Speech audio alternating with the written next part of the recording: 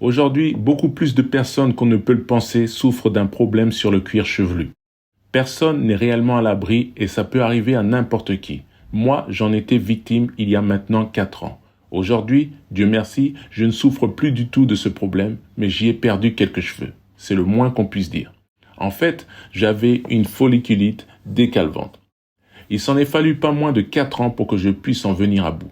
4 ans pour que je comprenne l'origine de cette maladie et que je trouve les solutions nécessaires et efficaces pour m'en débarrasser.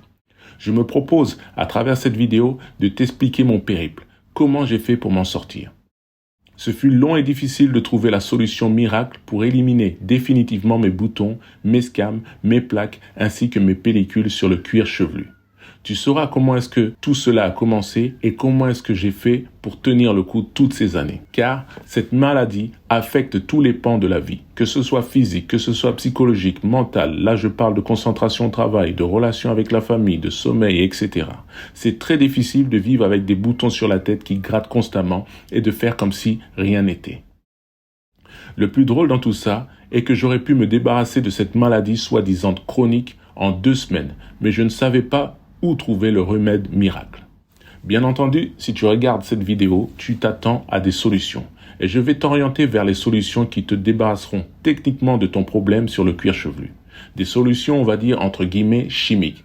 Mais avant, il faut que tu saches que ce n'est pas seulement la solution médicamenteuse qui a réussi à me fournir les résultats actuels. En effet, il y a d'autres paramètres. Des paramètres dont tu es très loin de te douter. En général, c'est la combinaison des médicaments plus les paramètres dont je vais te parler qui font qu'on arrive à surmonter une maladie. En tout cas, ça aide grandement. C'est pourquoi j'ai jugé important de ne pas seulement m'attarder sur le remède miracle, sur les médicaments qu'il faut prendre, mais de te présenter le contexte dans lequel tu feras que ça marchera beaucoup plus vite et que ce sera durable pour toi.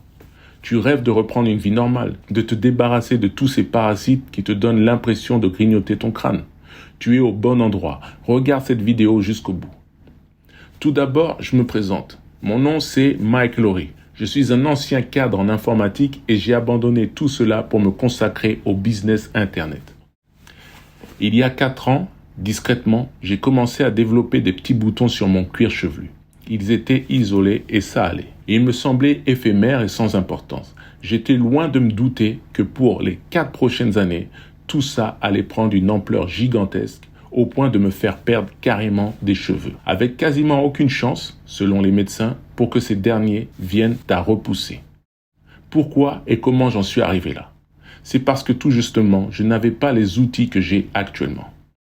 En regardant cette vidéo, si tu es juste au début de tes problèmes de cuir chevelu, mon expérience pourra t'aider à ne pas tomber dans les pièges auxquels je suis tombé et au pire des cas, si tu as déjà perdu des cheveux, elle pourra préserver ce qui reste et préserver ton crâne d'une calvitie plus avancée, prématurée et surtout non voulue.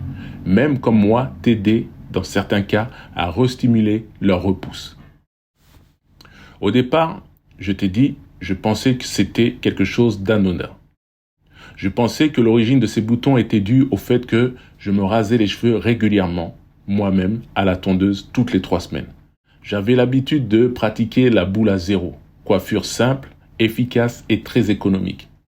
Mais c'est surtout la conclusion qu'en avait tirée le premier médecin généraliste que je suis allé voir pour mon problème. À savoir, aujourd'hui, je n'ai plus de problème de cuir chevelu et je me coupe toujours les cheveux à la tondeuse. C'était une fausse piste. Avec du recul, je me rends compte que ce n'était pas l'origine de mon problème. Il suffisait juste d'un peu de jugeote. Je me coupe les cheveux depuis l'adolescence. Pourquoi à ce moment-là précis, j'ai commencé à développer des boutons sur la tête et pas avant? Et même, certains d'entre vous ont un problème de folliculite alors qu'ils n'ont jamais eu l'habitude de se raser à ras les cheveux. Aujourd'hui, j'ai la réponse et cette réponse, c'est celle qui explique les paramètres inconnus dont je parle plus haut. Donc, sur les recommandations du médecin, j'ai arrêté de me couper les cheveux et j'ai commencé à les laisser pousser en une coupe afro aussi longtemps que cela était visuellement acceptable et physiquement supportable. Ceux qui sont sur le terrain savent qu'avec une folliculite décalvante, autant les cheveux poussent, autant la tête vous démange. À noter, il faut admettre que les médecins ne savent pas tout et ils ne sont pas forcément spécialisés dans tous les domaines. De plus, la médecine en elle-même n'est pas forcément une science exacte. Mon premier médecin m'avait prescrit une série de médicaments, notamment des antibiotiques, des antihistaminiques et des corticoïdes. Comme toi, je présume, et si tu regardes cette vidéo, c'est que ces médicaments ne sont pas efficaces pour toi comme les miens ne l'étaient pas à l'époque. Ça a calmé la progression un petit moment. Ensuite, j'ai développé de la résistance à ces antibiotiques, puis épisodiquement, je rechutais. La seule action de ces médicaments était, quand il y en avait une, de ralentir la progression des boutons.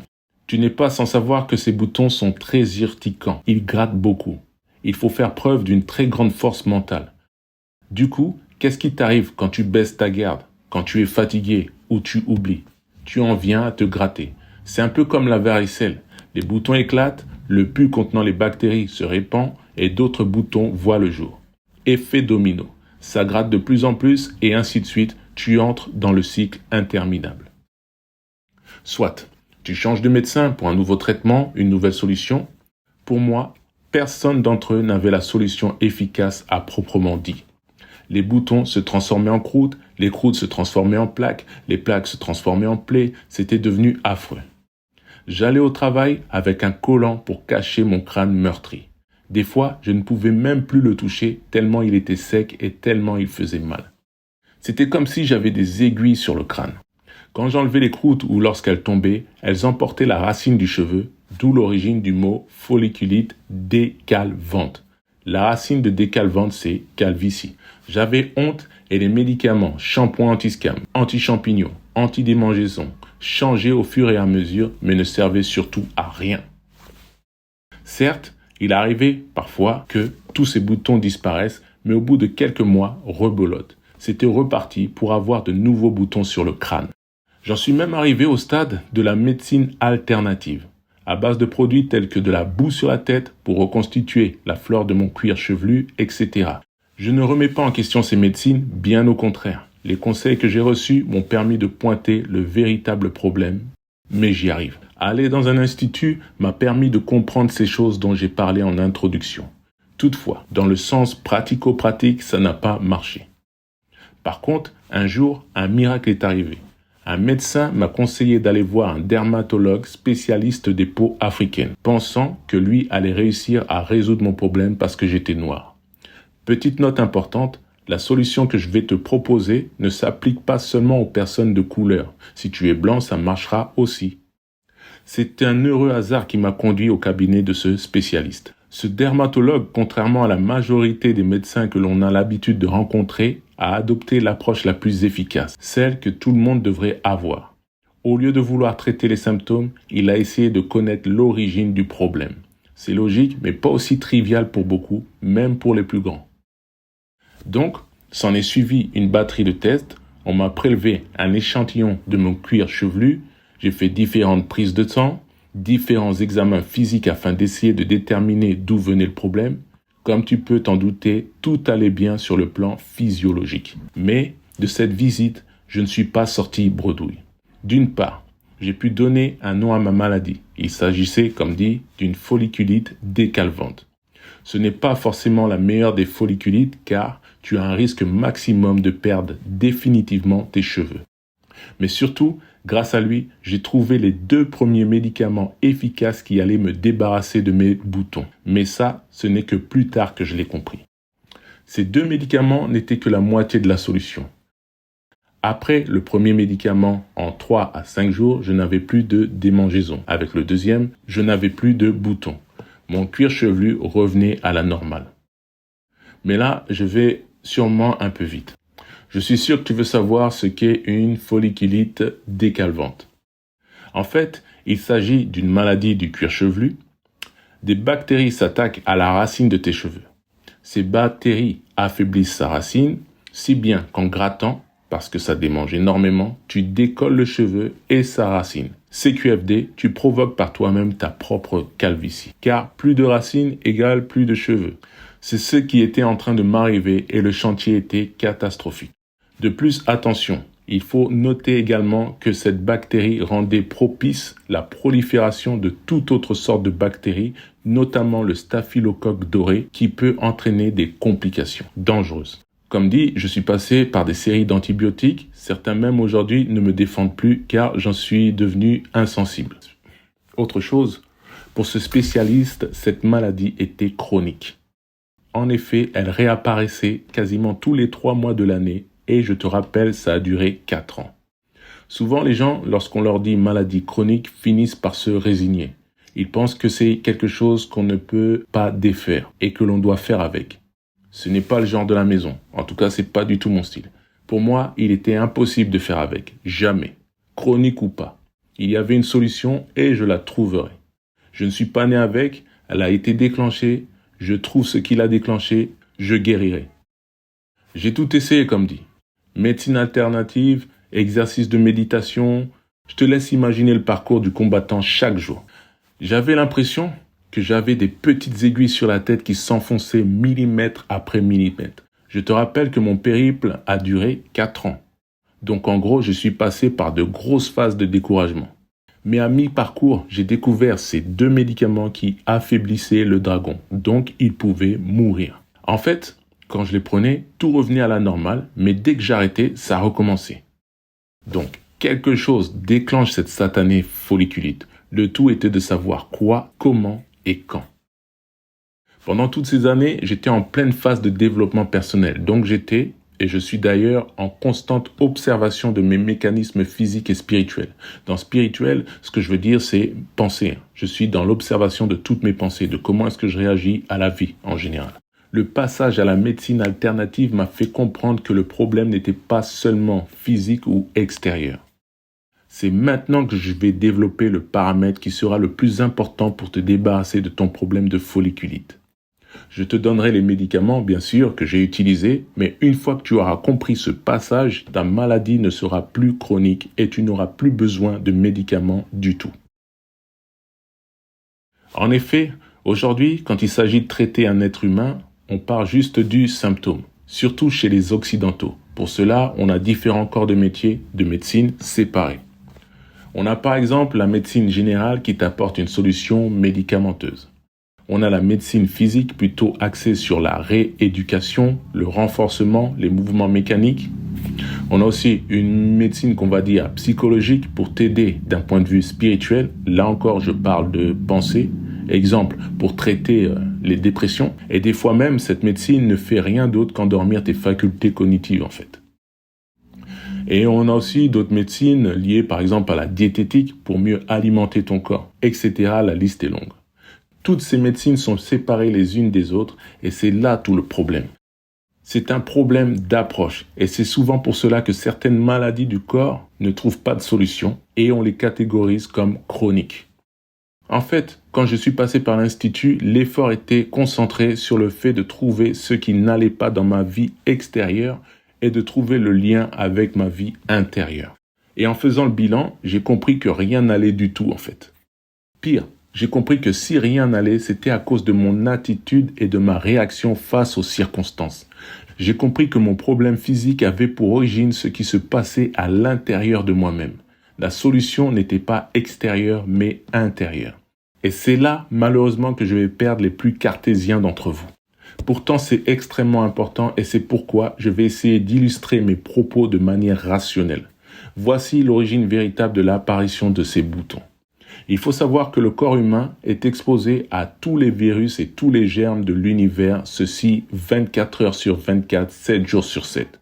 Il y a des virus susceptibles de vous tuer partout et à tout instant, en ce moment même. Mettre du gel hydroalcoolique sur les mains n'y changera rien. Si votre heure doit sonner, elle sonnera.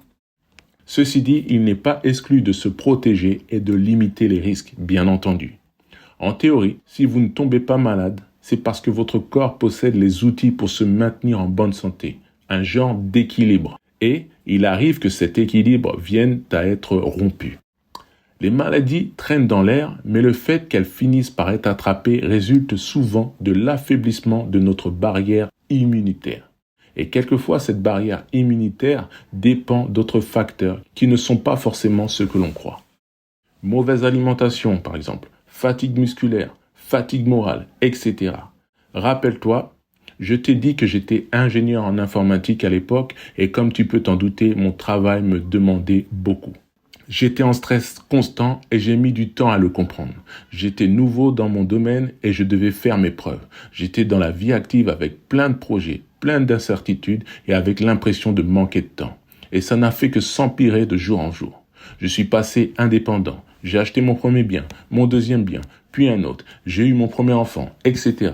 J'étais à la quête de ma liberté financière par tous les moyens nécessaires et je menais plusieurs projets en parallèle dans ce sens. J'avais peu de temps pour moi, pour ma femme, mes amis, ma famille, et c'était pour eux et moi l'incompréhension totale. Je travaillais à la recherche de l'excellence sur tous les plans, avec constamment la peur de manquer ou de mal faire. Je travaillais tard, je travaillais trop. En gros, j'étais constamment au bord du burn-out, mais ma fierté m'empêchait de voir que je vivais dans la peur et le stress permanent. La peur du futur. J'en demandais trop à moi-même et la maladie a trouvé son créneau. Mon corps a décidé de me le signaler et j'ai mis, comme dit, 4 années à le comprendre. Alors que, avec une vidéo comme celle-là, ça aurait pu prendre juste 2 semaines. Même si tu commandes à ton esprit d'être solide, ton corps, lui, est indépendant. Si tu ne lui donnes pas les outils nécessaires pour tenir le coup, il te le fera savoir. Tout ça pour dire que le fait que tu tombes malade ou que tu guérisses de quelque chose a aussi une grande part spirituelle. Là encore, je parle de pensée, d'esprit. Quelles sont tes pensées? Comment est-ce que tu interprètes ce qui t'arrive et comment ça influence ton corps? Voilà pourquoi, à partir de rien, j'ai chopé cette folliculite sur le cuir chevelu. Ce n'est pas un hasard. Les maladies affectent souvent la zone ayant pour origine le problème. Je réfléchissais trop et mon corps ne savait pas comment s'adapter à mes ambitions. Mes pensées dominantes étaient le déclencheur de mes émotions dominantes. Anxiété, peur, frustration. Ces émotions trop récurrentes se sont matérialisées en symptômes physiques. Qui dit symptômes physiques dit aussi les résultats dans la vie réelle. Licenciement, etc. Donc tout était lié. La vie est un tout, c'est holistique. Je n'ai su tout ça qu'une fois que j'ai décidé de passer au peigne fin ma vie. J'ai pris le temps de la regarder comme un inconnu. J'ai regardé mes pensées, mon environnement. Je me suis analysé. J'ai fait une introspection sincère. Ma tête, elle, était solide, mais j'en demandais trop à mon corps qui ne suivait pas. D'où la méditation, d'où la relativisation. J'ai changé de point de vue et compris pas mal de choses. J'ai lu et compris le livre Psycho-cybernétique, par exemple, dont le lien est en dessous de cette vidéo, et j'ai surtout laissé couler, laissé le temps au temps, ne plus me prendre la tête sur ce que je ne peux modifier ni maîtriser dans l'instant. Une de mes manières de procéder était la suivante. Si je ne pouvais pas changer mon environnement, j'ai appris à changer la manière dont je l'interprétais. On peut illustrer ça par commencer à identifier les choses qui t'empêchent d'être heureux.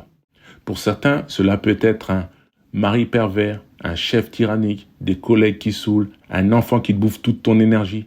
Trouve un moyen de t'en débarrasser. Je rigole. Mais il y a sûrement un moyen de faire en sorte que l'impact de cette chose ne soit plus la même dans ta vie et surtout dans ton esprit. Exemple, change de job, de service ou confronte-toi au problème au lieu d'en être victime. Change la dynamique. C'est grâce à cette médecine alternative, si l'on peut appeler cela comme ça, je dirais plutôt grâce au développement personnel, que le caractère chronique de ma folliculite a disparu. Peut-être, comme moi, à une certaine époque, tu penses que toutes ces choses sont complètement abstraites, voire inutiles ou carrément irréelles. Pour moi, en tant qu'ingénieur, intimement, j'étais un roc. Quelle que soit la pression externe, je pouvais maîtriser, contrôler mon esprit et faire les choses malgré la pression. Mais pour beaucoup, si le corps n'est pas entraîné comme ton esprit à cette pression, il peut ne pas pouvoir suivre la cadence. Donc, il faut trouver un équilibre. Tu te rappelles, je parlais de méditation. Si tu es arrivé jusqu'ici, c'est que tu as compris ce qu'il fallait comprendre en ce qui concerne l'origine de la réaction que tu as sur le cuir chevelu. Maintenant, il faut que tu donnes un coup de main à ton corps pour attaquer la bactérie. La bactérie, c'est le résultat de tes mots. Tu vois, la cause, c'est ce qui se passe dans ta tête et le résultat, c'est la bactérie qui se trouve sur ta tête. En dessous de cette vidéo, je te donne le traitement que j'ai appliqué pour en finir avec la folliculite en moins d'1 mois. Il s'agit de produits qui ont marché en ce qui me concerne et je suis persuadé qu'ils marcheront pour toi. Cependant, je ne suis pas médecin et je t'encourage vivement à en parler à un spécialiste. Et surtout, il est important que tu suives avec sérieux la procédure indiquée, notamment la posologie des antibiotiques que je vais te prescrire.